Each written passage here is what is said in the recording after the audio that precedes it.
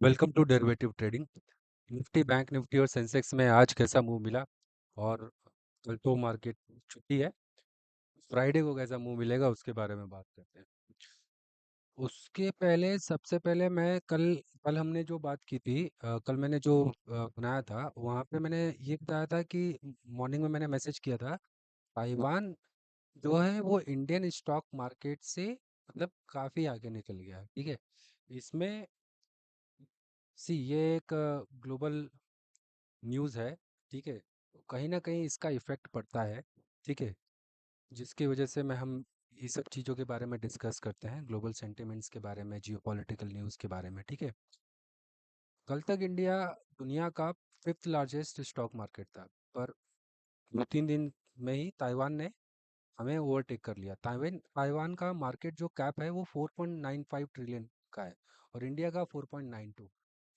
अगर आप मेटा से देखते हैं, देखिए 4.15 अभी चल रहा है अकॉर्डिंग टू दी आईएमएफ, ठीक है। और अभी जो है वो 6.5% जीडीपी ग्रोथ रेट चल रही है।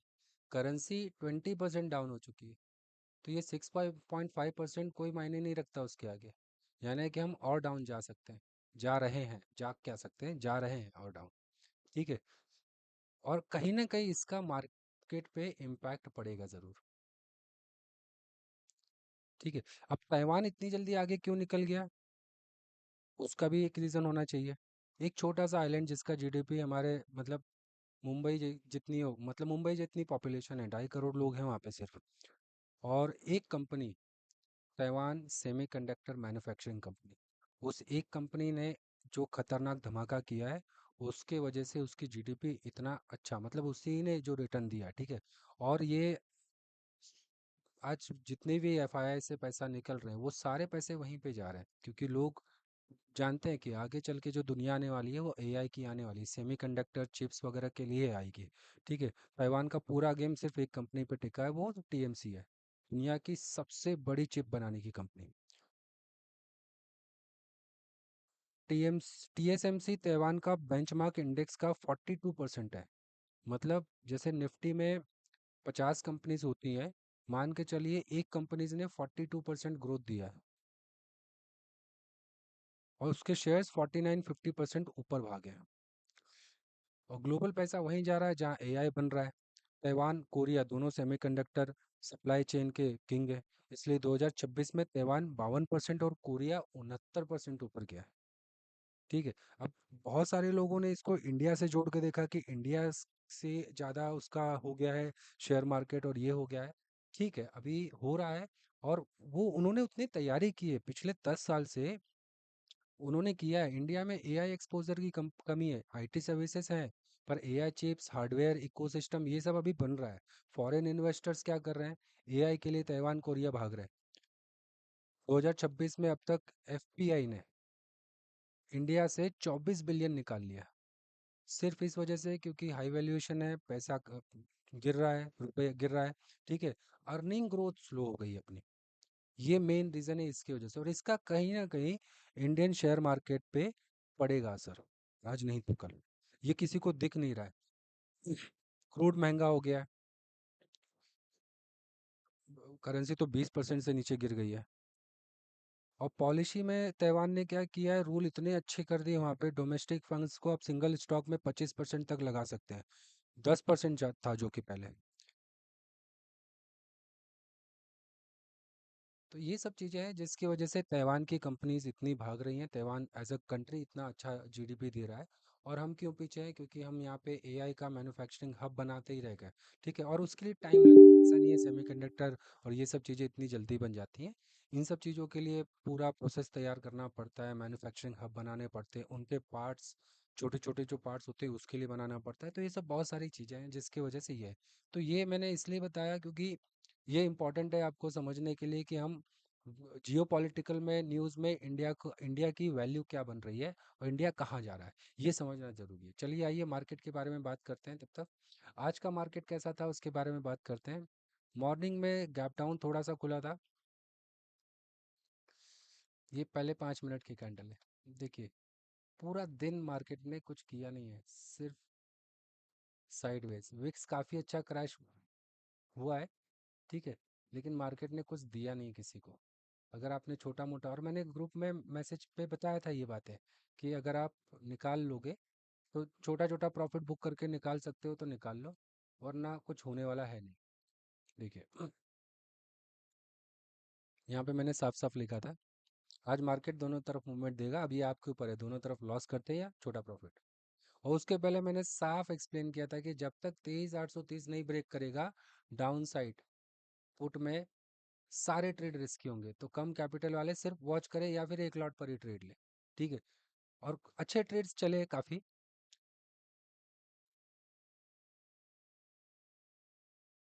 76,000 का पुट ये भी अच्छा चला, हमने छोटा प्रॉफिट निकाला। ये देखिए, ये मैं डाला रहा था, following W pattern keep your SL 80, target 280, hero zero lot only, और ये काफ़ी अच्छा गया। देखिए, 76,000 का कॉल था। हम आते हैं 76,000 के कॉल पे। कहाँ गया?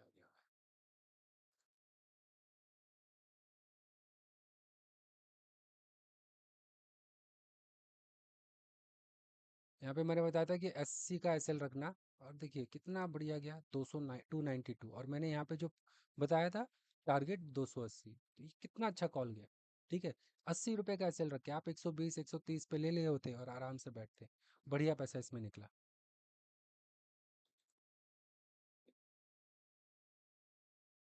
है ना। अब 76,000 का पुट देखिए कब दिया था मैंने, 111 के आसपास में। 76,000 का पुट देखते हैं 111 के आसपास में जब हमने दिया था।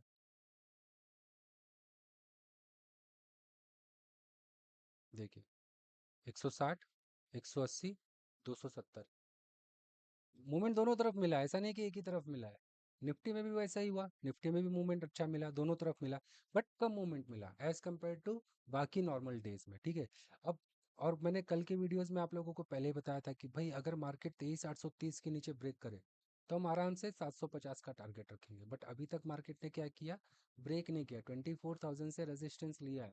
ये भी हमने कल डिस्कस किया था कि 24,000 से रेजिस्टेंस लेगा और नीचे गिरेगा। ठीक है, 24,000 के ऊपर इतनी आसानी से नहीं जाएगा, क्योंकि अभी ये मैनिपुलेशन जोन में था, वहां से निकला है। अब ये ब्रेक करेगा 750, उसके बाद में काफी अच्छा मूवमेंट आएगा, तब हमारा 350 का पहला टारगेट होगा, और फिर दूसरा टारगेट हमारा 23,200 का होगा। ठीक है, जब तक मार्केट 24,000 के ऊपर नहीं सस्टेन करता। अगर एक बार ऊपर सस्टेन कर दिया तो मार्केट पॉजिटिव हो जाएगा। ईरान और इन सब की न्यूज़ आ रही है, यूएस की, कि यहाँ पे डील हो रही है, उन्होंने एमओए साइन नहीं किया है अभी तक, सिर्फ न्यूज़ आई है।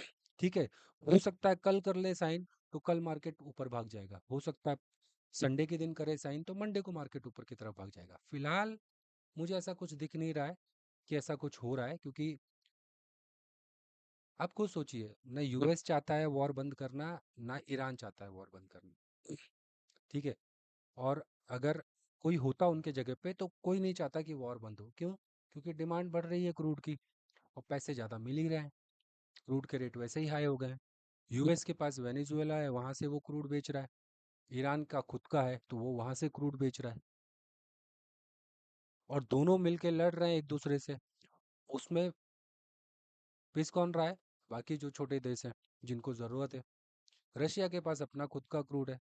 तो ना यूएस चाहता है, ना रशिया चाहता है, ना ईरान चाहता है कि इस वॉर को ख़त्म किया जाए जल्दी से जल्दी, क्योंकि पैसा आ रहा है, डिमांड बढ़ रही है, पैनिक हो रहे हैं लोग। ये चीज़ बहुत ज़रूरी है समझना। ठीक है, चलिए ये सब तो जियो पॉलिटिकल चीज़ें हैं, आप लोग समझते रहेंगे इसको। अब आते हैं मार्केट मंडे को कैसा होगा। सिंपल से सिंपल रखिए एकदम। ठीक है, हमें कोई बायस लेके नहीं चलना है कल के लिए परसों के लिए, सिर्फ इतना ध्यान रखिए, ये गैप फिल नहीं हुआ है अभी तक। ठीक है, 23,830 के नीचे डाउन साइड में 23,750, 23,750 से भी निकला तो 500 के आसपास में एक रेजिस्टेंस लेगा, 630 500 के आसपास में, वरना उसके नीचे ब्रेक करेगा, तो उस हिसाब से हम करेंगे। ठीक है, कल अगर मार्केट गैप डाउन ओपन होता है, कल यानी कि शुक्रवार को गैप डाउन ओपन होता है आसपास कहीं 23,830, ब्रेक करने का वेट करेगा, 23,750 टारगेट होगा। ठीक है, अगर यहाँ से रिवर्सल का साइन, मैं हमेशा बोलता हूँ 5 मिनट के टाइम फ्रेम पे देखिए रिवर्सल का साइन दिखेगा ऐसा, जब रिवर्सल का साइन दिखे तब जाके ट्रेड लीजिए। वो बहुत इंपॉर्टेंट है। ठीक है, काफ़ी लोग पहले एंट्री लेके बैठ जाते हैं, वो गलत चीज़ है। ठीक है, ये डब्ल्यू पैटर्न बनेगा कब बनेगा? जब मार्केट इसके ऊपर 23,986 यानी 24,000 के ऊपर सस्टेन करेगा। इंतजार करिए, एक ग्रीन कैंडल बने, यहाँ पे रेड कैंडल बने, और फिर एक रीटेस्ट की कैंडल बने, तब मार्केट क्या होगा? 24,100 तक जाएगा आराम से। ठीक है, जब तक ये नहीं बनता ग्रीन डब्ल्यू पैटर्न, तब तक ऊपर नहीं जाएगा। तो पहला हम इसको मान लेंगे, 23,980, 24,000 के ऊपर अगर मार्केट जाता है तो 24,100 का एकदम आराम से मुंह मिलेगा। ठीक है, नीचे मार्केट सेम 23,880 ब्रेक करता है, तो वापस से वही टारगेट होगा 23,830 पहले। अगर यहाँ से रिवर्सल नहीं किया तो 23,750। ठीक है, बाई एनी चांस अगर इसके और इसके बीच में मान के चलिए गैप अप ओपन होता है 23,980 के आसपास में, 24,000 के आसपास में, वेट करिएगा। वहां से देखिएगा 5 मिनट के टाइम फ्रेम पे रिवर्सल दिखा रहा है, तो पहला टारगेट आज का लो होगा। ठीक है, आज का लो कौन सा है? एक ये है और एक ये है, तो पहले इसको ब्रेक होने दीजिएगा 23,930 को। 23,930 ब्रेक होता है तो 23,830 आराम से आएगा, और उसके बाद 23,750 आएगा। मान के चलिए मार्केट गैप डाउन ओपन होता है 23,850, 23,830 तक कहीं भी, यहाँ से इंतजार करिएगा, बहुत बड़ा सपोर्ट है यहाँ पे। अगर ये मार्केट ब्रेक कर देता है नीचे की तरफ में तो 23,750 का, अदरवाइज यहाँ से रिवर्सल का वेट करेंगे। ठीक है, ट्रैप होने से बचना ये इंपॉर्टेंट है। ठीक है, ऑप्शन चेन की बात करते हैं। मार्केट 23,900 पे है, 23,900 में 188, 123। पुट साइड के प्रीमियम्स हाई, बहुत कमजोर है। कॉल साइड के प्रीमियम हाई है। चांसेस ये हैं कि अगर मार्केट गैप अप ओपन होता है, कॉल साइड के प्रीमियम और हाई हो जाएंगे, तो इनको कम होना पड़ेगा, यानी कि पुट में एंट्री प्रॉपर मिलेगी और सेफ रहेगी। कॉल साइड में एंट्री रिस्की रहेगी, सिंपल रखिए। अगर मार्केट गैप डाउन ओपन होता है, ठीक है, तो कॉल साइड के प्रीमियम ऑलरेडी मेल्ट हो जाएंगे। तब आप देखिएगा प्रीमियम किसके किस तरह से है, फ्राइडे के हिसाब से, और उसके हिसाब से फिर काम करिएगा। ठीक है, बाकी मैं ग्रुप में बताता रहूँगा, टेलीग्राम का लिंक दिया हुआ है कमेंट में, और साथ साथ में बजाज का डीमेट अकाउंट का भी दिया है। बजाज डीमेट अकाउंट में इसलिए बोल रहा हूँ, यहाँ पे काफ़ी अच्छा है, मुझे काफ़ी कंफर्ट लगता है। देखिए, कोड के पहले सेट प्राइस अलर्ट है। अगर आप कहीं बिजी हैं, कुछ भी कर रहे हैं, आपको करना है क्या है? सिर्फ प्राइस अलर्ट डाल देना है, आपको ऑटोमेटिकली अलर्ट आ जाएगा। जीटीटी ऑर्डर लगा सकते हैं, अगर आपको 200 पे बाय करना है, 150 चल रहा है, आप 200 पे जीटीटी ऑर्डर लगा के एसएल 150 का टारगेट 300 का लगा सकते हो। बहुत इजी चल रहा है। ठीक है, प्राइस भी बहुत इसका, ब्रोकिंग भी बहुत अच्छा है। ठीक है, तो ज़्यादा ब्रोकरेज भी नहीं करता है। आप मुझे मैसेज करिएगा या कमेंट करिएगा, मैं आपको एक्सप्लेन कर दूंगा इसके बारे में अच्छे से, और मैं आपको गाइड कर दूंगा कि इसको कैसे यूज़ करना है। ठीक है, बाकी जिनको मेरी वीडियो पसंद आई हो, लाइक और सब्सक्राइब जरूर करिएगा, और कमेंट में ज़रूर बताइएगा कि आपको क्या लगता है, फ्राइडे को मार्केट गैप अप ओपन होगा या गैप डाउन ओपन होगा। वीडियो देखने के लिए धन्यवाद।